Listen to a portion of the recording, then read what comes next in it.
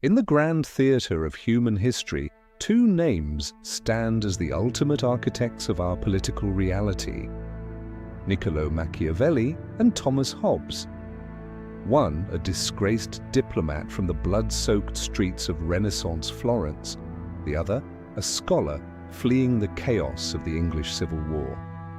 They never met, yet their ideas have been locked in a silent, brutal combat for centuries. Today, we peel back the layers of history to witness an ideological clash that defines how you are governed, how you are controlled, and what it truly means to be human in a world of power. Machiavelli's world was one of shifting alliances and sudden betrayals. For him, politics was not a branch of ethics, but a brutal game of survival.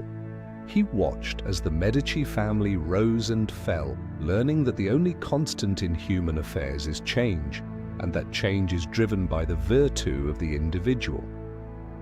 To Machiavelli, the state is a living organism that must be maintained through the calculated use of force and deception. There is no room for the imagined republics of the ancients. There is only the reality of the now.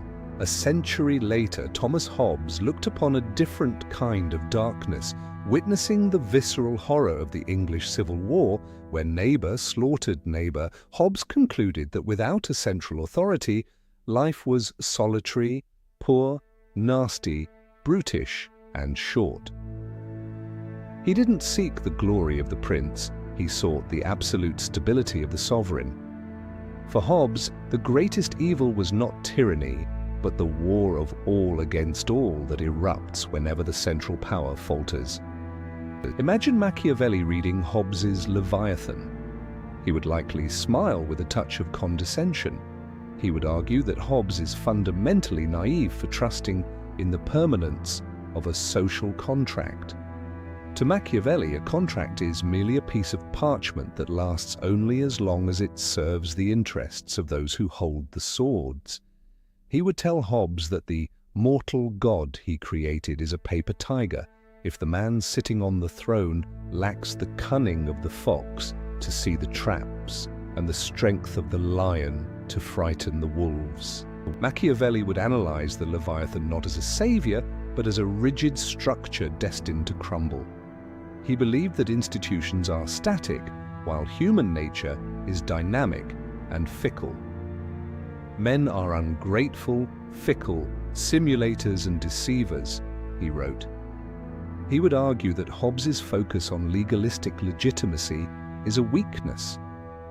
A ruler must be prepared to enter into evil if necessary to preserve the state, regardless of what the contract says. For Machiavelli, the only true contract is the one written in the blood of those who dared to challenge the prince. Hobbes, in turn, would find Machiavelli's The Prince to be a manual for perpetual instability. He would argue that by encouraging the ruler to be a simulator and deceiver, Machiavelli is poisoning the very well of social trust. If the people cannot rely on the word of the sovereign, the awe that keeps them in check will vanish. To Hobbes, Machiavelli isn't a realist. He is a pyromaniac who mistakes the heat of the fire for the light of the sun. Without absolute, predictable order, society remains in a state of nature, just one betrayal away from collapse. The core of their disagreement lies in the concept of fear. Machiavelli famously asked whether it is better to be loved or feared, concluding that while both are desirable, it is much safer to be feared. But for Machiavelli, fear is a tactical tool, a targeted application of violence to ensure obedience. For Hobbes, however, fear is the very foundation of the state. It is the collective fear of violent death that drives men to surrender their rights to the Leviathan. One uses fear to win, the other uses fear to exist. Let us look at the Florentine Realpolitik. Machiavelli believed that Fortuna, fate, is a woman who must be beaten and dominated. He saw history as a series of opportunities for the bold. His prince is an entrepreneur of power, always adapting, always moving. In contrast, Hobbes's absolutism is a fortress, It is designed to be immovable, a mortal god that provides a totalizing shield against the storm of human ego. One is a master of the storm, the other seeks to build a wall so high the storm can never be felt. Machiavelli would critique Hobbes's Leviathan by pointing to the inevitable decay of all things. No matter how absolute the sovereign, the virtue of the people will eventually wane, and new princes will rise from the shadows. He would argue that Hobbes's desire for a permanent peace is a fantasy. Conflict is the natural state of the world, and the best a ruler can do is manage that conflict to their advantage. To Machiavelli, Hobbes is trying to freeze a river that is meant to flow. Hobbes would counter that the river Machiavelli speaks of is a river of blood. He would argue that the Florentines' focus on the individual ruler's glory is the ultimate vanity. Glory does not feed the hungry, it does not protect the merchant. Only the sword of the covenant can do that. For Hobbes, the prince's constant need to prove his power through becoming actually prevents the state from simply being. The Machiavellian prince is a disruptor. The Hobbesian sovereign is a stabilizer. They consider their views on the people. Machiavelli sees the popular as a force to be manipulated, kept satisfied with bread and circuses, and occasionally terrified into submission. Hobbes sees the people as a chaotic mass that has made a one-way trade, their liberty for their lives. Machiavelli's people are a political variable. Hobbes's people are a biological necessity that must be contained. This distinction is the bridge between the tactical governance of the Renaissance and the structural governance of the modern era. As we move into the heart of this documentary, we must ask, what happens when these two theories collide in the modern world? We see Machiavelli in the back rooms of geopolitical summits, where treaties are signed with fingers crossed behind backs. We see Hobbes in the surveillance state, in the social contracts we sign with tech giants, trading our data and privacy for the security of the digital Leviathan. The battle isn't over, it has simply moved to a different theatre. The Machiavellian critique of the modern state would focus on the deep state and the hidden actors who operate outside the law. He would argue that the Leviathan of modern democracy is a mask. Behind the facade of elections and constitutions, the real princes are the lobbyists, the bankers, and the intelligence agencies who understand that power is never shared, only exercised. To Machiavelli, the transparency of the social contract is the ultimate lie told to the masses. Hobbes would view our modern world with a grim sense of "I told you so." He would argue that the polarization and civil unrest we see today are the direct result of the weakening of the sovereign. When the central authority loses its awe, when the people no longer fear the consequences of breaking the covenant, we return to the state of nature. For Hobbes, the internet is the new frontier of the war of all against all, a space where without a digital Leviathan, truth itself is slaughtered by the ego of the individual. In the realm of international relations, Machiavelli remains the undisputed king. The concept of realpolitik is his greatest legacy. Nations do not act out of morality, they act out of interest. A Machiavellian analysis of current global conflicts reveals a world where the lion of military might and the fox of diplomatic deception are the only currencies that matter. Hobbes's idea of a world sovereign remains a distant, perhaps impossible dream, because no nation is willing to surrender its sword to a global Leviathan. But within the borders of the nation-state, Hobbes is winning. The modern state has become an all-encompassing entity that monitors every transaction, every movement, and every communication. This is the ultimate expression of the Hobbesian contract. We accept the total visibility of our lives in exchange for the promise that the state will prevent the chaos of crime and terrorism. We have built the Leviathan out of fiber optics and algorithms. Machiavelli would warn us that this digital Leviathan is dangerous because it lacks virtue. It is a system of rules without a soul. He would argue that a system that relies on algorithms rather than the intuition of a great leader will eventually be hacked, bypassed, or rendered obsolete by a more cunning adversary. For Machiavelli, power must be personal. For Hobbes, power must be institutional.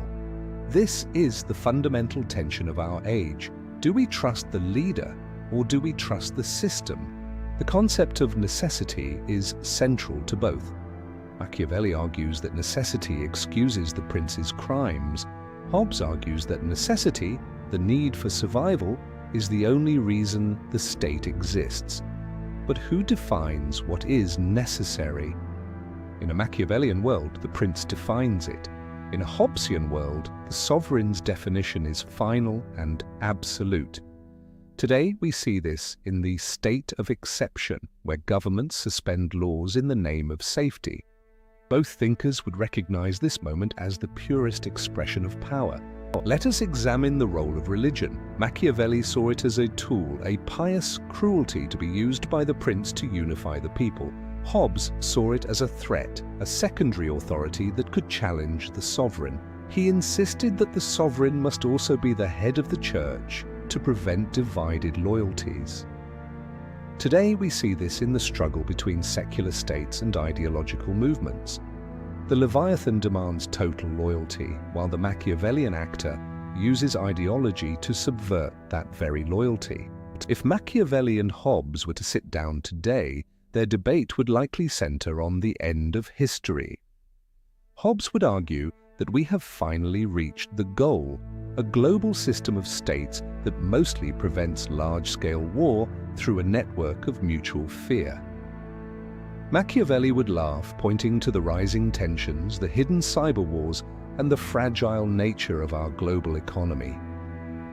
He would say that we are not at the end of history, but merely in a long pause before the next great prince reshapes the world. The Florentine would argue that our modern leaders are too weak. They are bureaucrats, not princes. They hide behind committees and polls, lacking the virtue to take the bold, often cruel actions necessary to secure a legacy. Hobbes would disagree, stating that the very fact these leaders are replaceable bureaucrats is the Leviathan's greatest strength. The system survives even if the individual fails. The office of the sovereign is more important than the man in the office. We must also consider the state of nature in the 21st century. It is no longer just a forest where men hunt each other. It is the dark web, the unregulated markets, and the lawless zones of failed states. Hobbes would say these areas prove his point. Without a sovereign, there is only misery. Machiavelli would see these zones as laboratories of power, places where new forms of rule are being forged in the fire of anarchy. To him, the state of nature is not a nightmare, but a forge. As we conclude this exploration, we see that the structure of modern society is a hybrid. We live in a Hobbesian world governed by Machiavellian tactics. We have the mortal god of the state providing us with the security we crave, but it is managed by elites who use the fox and the lion strategies to maintain their grip on that very state.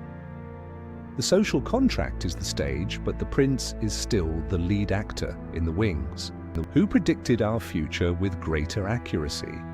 Hobbes predicted our desire for safety and our willingness to trade everything for it. He saw the rise of the administrative state. Machiavelli, however, predicted the instability of that very system.